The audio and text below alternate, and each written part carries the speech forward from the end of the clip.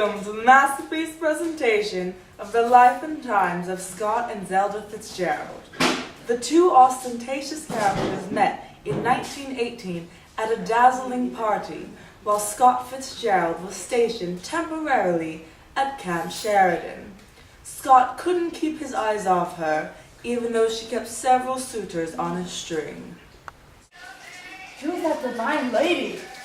Oh, she's the belle of the ball, Zelda Sayre. Fate seemed to bring the pair together, and after a few short months, a penniless Scot was eager to propose. Seeing his circumstances, however, Scott did not gain Zelda's parents' approval. Look at him. We can't let a penniless fellow like him marry our daughter. No. Through his relationship with Zelda, Scott was inspired to write his first novel, This Side of Paradise. Before the novel was published, and when fame and fortune seemed to be imminent, Scott proposed a second time, and this time Zelda happily accepted. They were married a week after the novel was published. Zelda, sir, do you take Scott Fitzgerald to be your lawfully wedded husband? I do.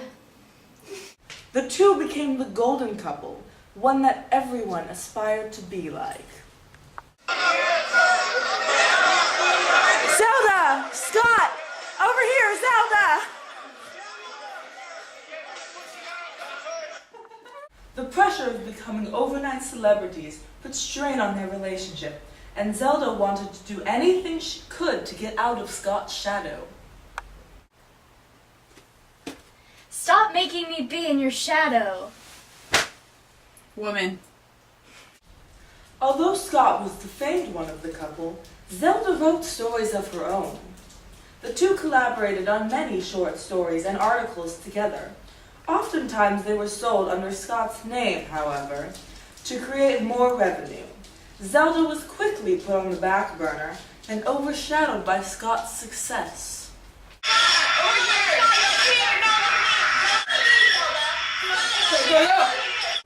To ease the pain of being ignored, Zelda channeled her energy towards ballet, which grew into an obsession.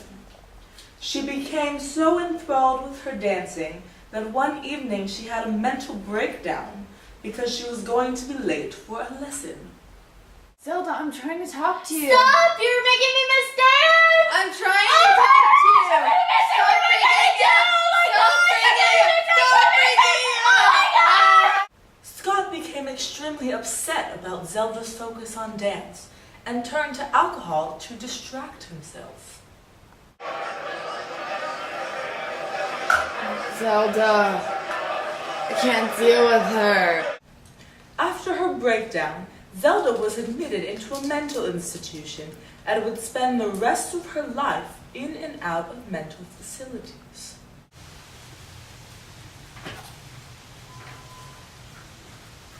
There goes Zelda, going into another mental institution. Since she was no longer allowed to dance, Zelda again changed her focus to a new hobby, writing. She began writing an autobiographical novel called Save Me the Waltz, based on her relationship with Scott and her obsession with ballet. Coincidentally, Scott was writing his novel, Tender as the Night, on the same topics. Okay. What are you writing about, Zelda? Oh, just about our relationship and my obsession with ballet. Your what?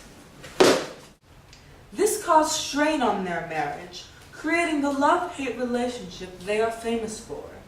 Despite their roller coaster relationship, they had a daughter on October 26, 1921, named Scotty. Even though they now had a child, they seldom lived together. Come on, Scotty, it's time to go to your father's house. Okay, Mother. In 1922, they moved to Long Island, where Scott conceived the idea for The Great Gatsby, though he did not write it until 1924. They were extreme partiers. They lived as millionaires, though they were far from it. Zelda, how are we supposed to have the party of the century when we don't even have enough money to feed our daughter? In 1940, Scott died of a heart attack, and 8 years later, in 1948, Zelda died in a fire. Though they lived glamorously on the outside, their relationship with each other was quite the opposite. They will always be remembered as the golden couple of the 20s and will be idolized forever by all those who adored the Jazz Age.